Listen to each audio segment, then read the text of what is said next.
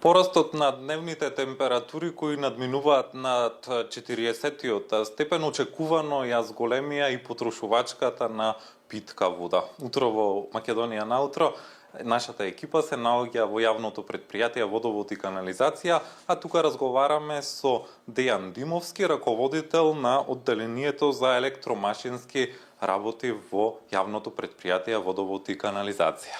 Господине Дејан, добро утро и добре ни дојдовте во Македонија наутро. Колкава е потрошувачката на вода во овој период од годината? Добро утро, поздрав до гледачите на македонската телевизија. Енормно имаме зголемување на потрошувачката на вода, особено во месец јуни, од кога се зголемија просечните дневни температури. На 23 јуни овој месец измеривме рекордно производство на вода на дневно ниво, 356.000 метри кубни вода за временски период од 24 часа. Во месец јуни просекот е приближно на дневно ниво околу 340.000 метри кубни вода дневно. Кажете ми, според вашите податоци, зашто најмногу се троши вода и каде најмногу се троши вода во Скопје? Најмногу вода трошат населените места од Скопје, во кои што луѓето живеат во индивидуални куќи. Ние имаме забележано енормно трошење на вода во општина Сарај, зголемено трошење на вода во општина Сопиште, во општина Шутооризари, во делови од Чаир, во Бардовци, така да генерално најголемата потрошувачка на вода откако се зголемија дневните просечни температури, се забележува во делови од градот во кои што луѓето претежно живеат во индивидуални куќи за домување. Нема ризик од недостиг на вода, но треба да се користи рационално. Кои се вашите препораки за рационално користење на водата? Ние во моментов сега во Скопје само од Рашче има сега во 8:30 денес има 3000 литри во секунда потрошувачка, надополнета со дополнителни 1000 литри во секунда од двете бунарски подрачја Лепенец и Нерези. Сега за сега има стабилно водоснабдување во градот Скопје благодарение на тоа што ние направивме технички подготовки на системот во зимскиот период.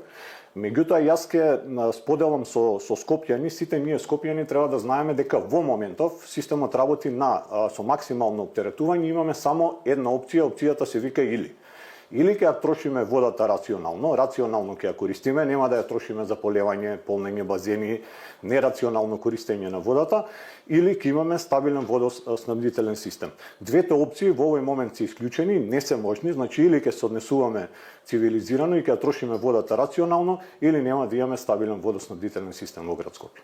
Господине Дејан, уште едно прашање, кога станува збор за трошење на водата, тука се и дивите приклучоци, за жал, како се справувате со дивите приклучоци на вода?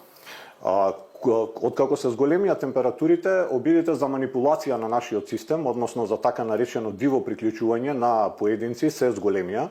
Особено тоа е изразено во истите населени места за кои што говорев претходно, таму каде што и енормно е зголемена нашата потрошувачка на вода.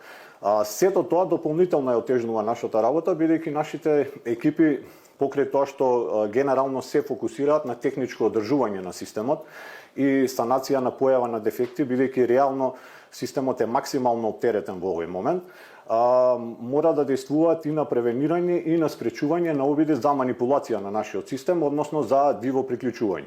Колку се обидите поголеми, колку нападите на системот се поголеми, ние се наоѓаме во многу потешка ситуација да ги превенираме и да ги пронаоѓаме тие дефекти. Нашите екипи се постојано на терен и се обедуваат да ги превенираат и спречуваат таквите девијантни појави.